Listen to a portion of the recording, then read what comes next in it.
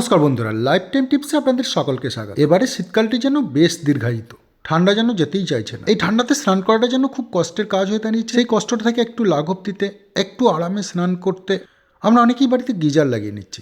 চলুন দেখে নিই এই গিজারটি কীভাবে লাগানো হচ্ছে এবং এই গিজারের লাগানোর সময় কী কী সতর্কতা অবলম্বন করতে হবে, যে টেকনিশিয়ান গিজার লাগাতে আসছে তাদের কাছ থেকে কী কী দেখে নেবেন তার সমস্ত বিষয়গুলি। প্রথমেই বলি, গিজার কেনার পরে গিজারটি ডেলিভারি হবে এবং ডেলিভারি হওয়ার সঙ্গে সঙ্গে অতি উৎসাহবশত গিজারটি কিন্তু আনপ্যাক করবেন না। আনপ্যাক করার জন্য যে ইনস্টলেশন ইঞ্জিনিয়ার আসবে তাকে দিয়েই আনপ্যাক করান এবং তারপরেই গিজারটি ইনস্টল করে নিন। তার কারণ আনপ্যাক করার পরে গিজারটি ইনস্টলেশন হওয়ার পর থেকেই আপনার গ্যারান্টি পিরিয়ড শুরু হয়, অথবা যদি গিজারের কিছু প্রবলেম আসে তাহলেও কিন্তু সেই রিটার্নটি পাওয়া যায় না। যেমন আমার এসি কেনার ক্ষেত্রে একটি বড় সমস্যা হয়েছিল এবং সেখানে এসির ফ্যানটি ভাঙা ছিল। যেহেতু আমি আনপ্যাক করিনি সেজন্য খুব আরামসে সেটি রিটার্ন আমি পেয়ে গেছি। সেজন্য যে কোনো আইটেম কেনার সঙ্গে সঙ্গে ইনস্টলেশন যদি করতে ইনস্টলেশন ইঞ্জিনিয়ারদের আসতে হয় তবে তার জন্য কয়েকদিন ওয়েট করতে হবে এবং তারপর ইনস্টলেশন ইঞ্জিনিয়ারকে দিয়েই আনপ্যাক করাতে হবে। বাজাজ বিল্ড ফর লাইফ এই গিজারটি 5 স্টার রেটিংয়ে। এখানে দেখুন প্রোডাক্ট গ্যারান্টি রয়েছে 4 ইয়ার্স, হিটিং এলিমেন্ট মতলব হিটারের গ্যারান্টি রয়েছে 6 ইয়ার্স এবং ইনার ট্যাঙ্কের গ্যারান্টি রয়েছে 10 ইয়ার্স। এটির মডেল বাজাজ আমর সিরিজ পেন্টাকাল। এটি 6 লিটারের গিজার। 6 লিটারের ম্যাক্সিমাম গিজার 3 কিলোওয়াটসের হয়, কিন্তু এটি 2 কিলোওয়াটসের গিজার রয়েছে। ভোল্টেজ রেঞ্জ এবং অন্যান্য সমস্তগুলি রয়েছে। Capacity 6 litre, net weight 7.8 KG এবং গ্রস ওয়েট 8.4 কেজি। এমআরপি রয়েছে 15,140 টাকা এবং ম্যানুফ্যাকচারিং ডেট রয়েছে 8/2024। যদিও এর এমআরপি 15,140, কিন্তু আমি এটি কিনেছিলাম কুন্ডু ইলেকট্রিক থেকে মাত্র 7,790 টাকায় এই গিজারটি আমি পেয়েছিলাম। গিজারটির ইনস্টলেশন পুরোপুরি ফ্রি, কিন্তু প্যাকেটের মধ্যে কোনো ইনস্টলেশন কিট ছিল না, শুধু ছিল একটি এনআরভি। এনআরভি হচ্ছে নন রিটার্ন ভাল্ব। এই ভাল্বটি গিজারে অবশ্যই লাগাতে হয় এবং এটি গিজারের যে ইনলেট পাইপ মতলব ঠান্ডা জল যেদিকে ঢুকছে সেই দিকেই এই এনআরভি ভাল্বটি লাগাতে হয়। এটি হচ্ছে নন রিটার্ন ভাল্ব। এই ভাল্বটি লাগানো না হলে গিজারের গরম জল কিন্তু বাইরে চলে যেতে পারে, অথবা গিজারটি জলশূন্য হয়ে যেতে পারে। জলশূন্য হয়ে গেলে যদি কোনো সময় গিজারের সুইচ ভুল করে অন হয়ে যায় তখন কিন্তু গিজারের হিটিং এলিমেন্টটি নষ্ট হয়ে যাবে। সেই জন্য নন রিটার্ন ভাল্বটি অবশ্যই লাগানো উচিত। ইনস্টলেশন ইঞ্জিনিয়ার এটি লাগাচ্ছে কিনা অবশ্যই দেখে নেবেন। এখানে একটা ভাল্ব লাগানো আছে না, মানে ওয়ান ওয়েই যাবে, টু ওয়ে যেতে পারবে না, তাই তো?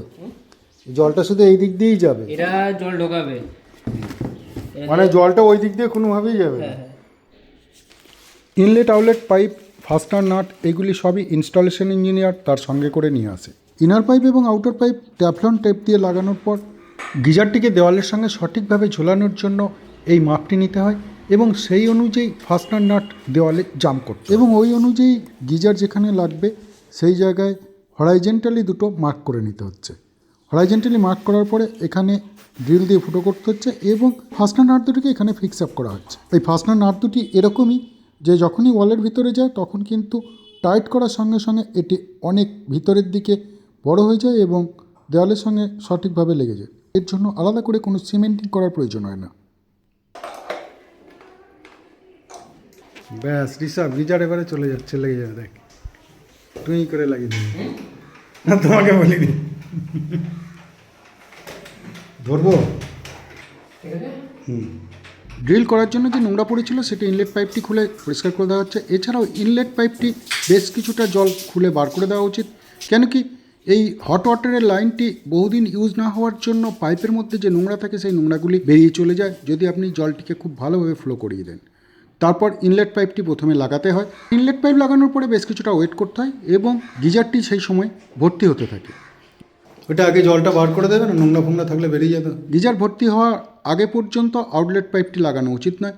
গিজার ভর্তি হয়ে গেলে তারপরেই আউটলেট পাইপটি লাগানো উচিত। এটি কিন্তু ইনস্টলেশন ইঞ্জিনিয়ারকে একবার বলে দেবেন, তা না হলে ওরা ডাইরেক্ট আউটলেট পাইপটি লাগিয়ে দেয়। এতে আপনার গিজারের ভিতরে কিছু নোংরা থাকলে সেগুলি কিন্তু গিজারের ভেতরেই থেকে যায়। গিজারের ট্যাঙ্কটি ভর্তি হয়ে গেলে আউটলেট পাইপ দিয়ে জল বেরোতে শুরু হবে এবং তারপর আউটলেট পাইপটি লাগাতে হবে। ইনলেট পাইপের মধ্যে একটি প্রেসার ভালভ লাগানো থাকে। এটা প্রেসার ভালভ। ও, ওটা প্রেসারটা, ওইটাকে টেনে দিলে প্রেসারটা রিলিজ হয়ে যাবে। পাওয়ার দেওয়া আছে, কিন্তু পাওয়ার টপ করে দেবো নাকি? হয়তো চালু হয়ে গেল। যতটা সম্ভব ছোট করে দিও, কারণ ওইগুলো দেখো নোংরা জমে। গিজার চালু হয়ে গেছে।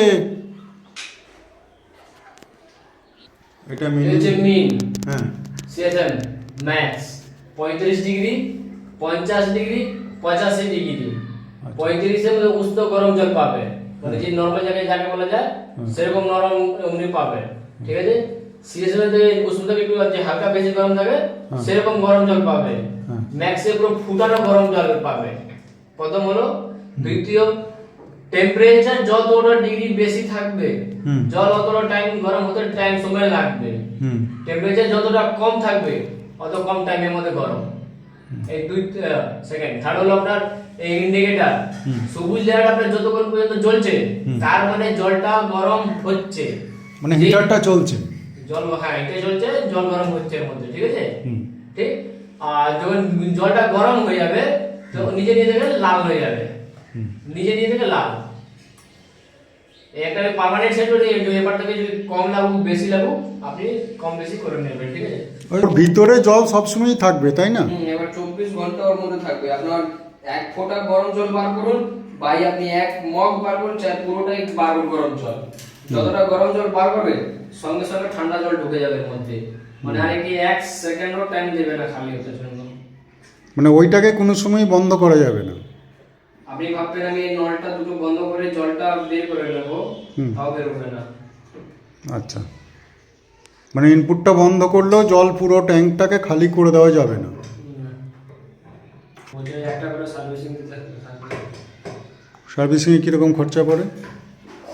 যেটা বলেন তো 850 টাকা না, আমি প্রায় 600 টাকার মধ্যে করি।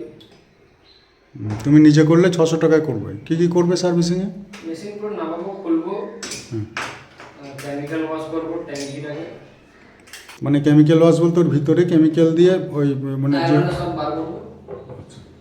তুমি আর অন্য কিছু এসি ফেসি সার্ভিসিং করো নাকি? AC, cooler, fridge, geyser, washing machine, micro oven, chimney সব। সবই করো? সবই তো আছে, তাহলে সবগুলো একসঙ্গে কম্বো প্যাক করে নেবে। একদিন এসে সারাদিন এখানে কাজ করে নেবে।